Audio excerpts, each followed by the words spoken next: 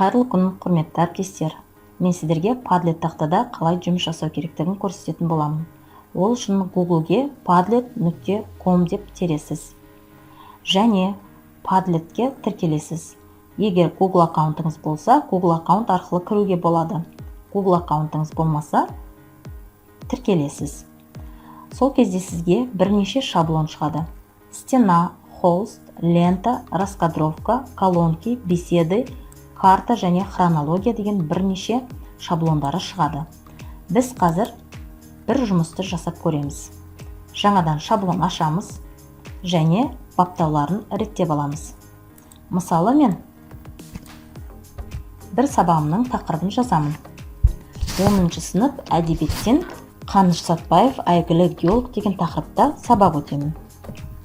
Описаниеге осы сабағымыздың мақсатын жазсақ болады, болмаса қай пән және қай сынып екенін жазсақ болады. 10-шы сынып қазақ әдебиеті. Келесі кезекте значок деген кезде өзіміздің сабағымызға қатысты смайлик қойсақ болады және дизайнын реттейміз. Бұл жерде однотонные цвета, градиенты, текстуры и узоры және картинки деген бөлім бар. Болмаса, өзіміздің жұмыс үстелімізден қажетті суретті алып кеп қойсақ болады. Міне бізде бірнеше түстер берілген. Градиенты деген бөлімде де бірнеше түстер бар. Текстуры и узоры, картинки деген бөлімнен де неше түрлі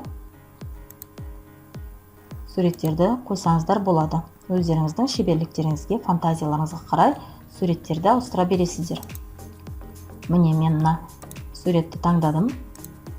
Келесі кезекте шрифт өзгертсек болады. Авторство деген бөлімді белгілеп қоямыз, өйткені оқушылардың бізге берген жауабынан кімнің жазғаны көрініп тұру керек. Новая позиция поста деген кезде первый, последний екеуін біреуін таңдай бересіздер. Комментарийді қосып қоямыз. Реакцияда лайки, голоса, звезды, оценки деп тұр, мен лайкты белгілеп қояйын. Және фильтрация контентаны да белгілеп қоямыз. Міне біз өзіміздің баптауларымызды жасап алдық. Сохранить болмаса дальше деген батырманы басамыз. Ендігі кезекте біз жұмысымызды бастаймыз. Яғни Padlet-тің мүмкіндіктерін көрсететін боламын. Бірінші кезекте мен оқушыларыма бейнебаян, яғни бейне сабақ көрсеткім келді. Бейне сабақ деп жазып қоямын. Плюс батырмасын басып, оқушыларға көрсететін бейне сабағымның сілтемесін қою арқылы жүктеп қоямын. Қазір мен сіздерге Padlet-тің мүмкіндіктерін көрсетемін. Яғни мына 3 батырманы бассаңыздар, загрузить дейді. Өзіңіздің жұмыс үстеліңізден дайындап қойған құжаттарды, болмаса кестені болсын, осы жерге жүктеп қойсаңыздар болады. Ссылка дейді. Бұл жерге өзіңіздің пәніңізге қатысты Google формада дайындаған тестіңіз болсын, болмаса YouTube-та көрсететін видеоңыз болсын, сілтеме кез келген сілтемені алып келіп жүктеп қоюға болады. Google-ден сабағыңызға қатысты мәліметтердің суретін, видеосын, аудиосын, мәліметін іздеп қойсаңыз болады. Бірден сурет түсіруге болады. Міне видео, аудио, сабаққа қатысты аудио жүктесек болады. Экран, өзіміздің экранды жазсақ болады, сурет түсіріп, және Padlet-тің осы бірнеше мүмкіндіктерін пайдалансақ болады. Қазір біз бірнеше мүмкіндігін пайдаланып көреміз.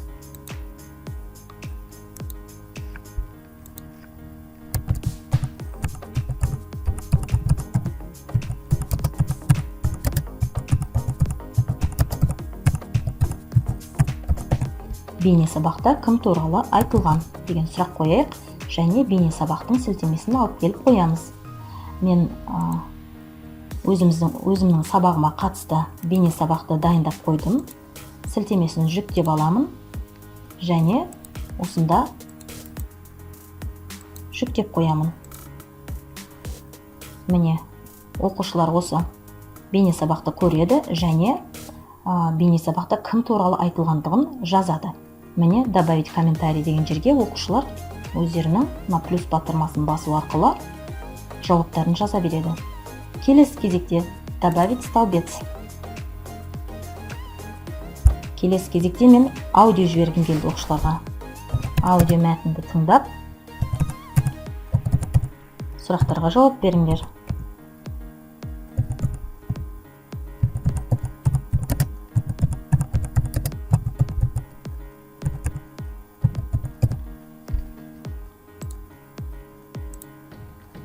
Бұл жерге де аудио мәтінде тақырыбын жазып қойсақ болады.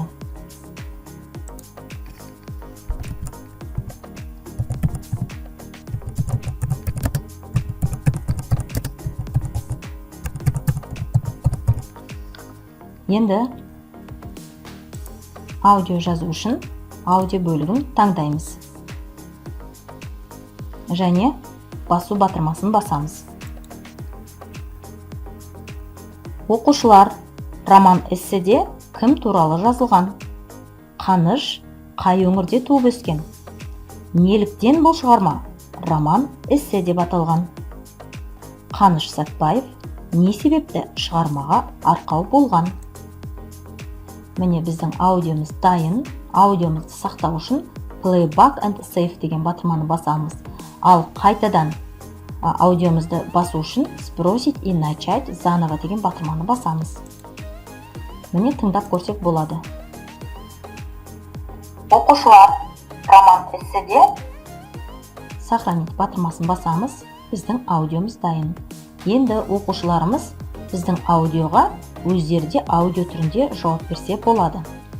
Келесі кезекте кестені толтыр.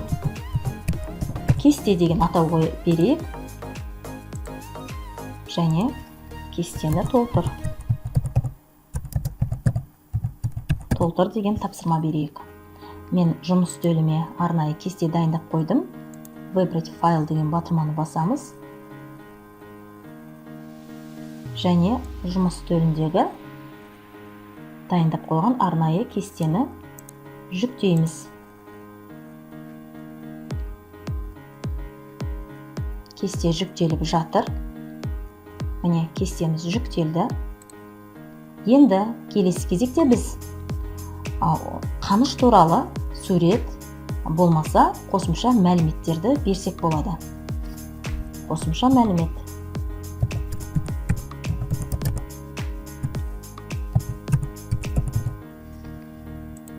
Сақтаймыз. Енді интернеттен Қаныш туралы, Қаныш Сәтбаев туралы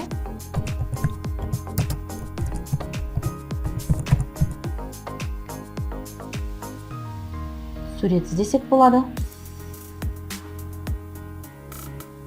Видео іздесек болады. Аудио, яғни түрлі мәліметтерді іздесек болады. Болмаса интернеттен Қаныш Сәтбаев туралы мәліметтер жүктеп қойсақ болады. Оқушылар қосымша білімдерін толықтырады. Яғни оқушыларға міне біз бейне сабақ, аудио, кесте және қосымша мәлімет дайындадық. Өзіміздің шығармашылығымызға байланысты сабағымызды толықтыра берсек болады.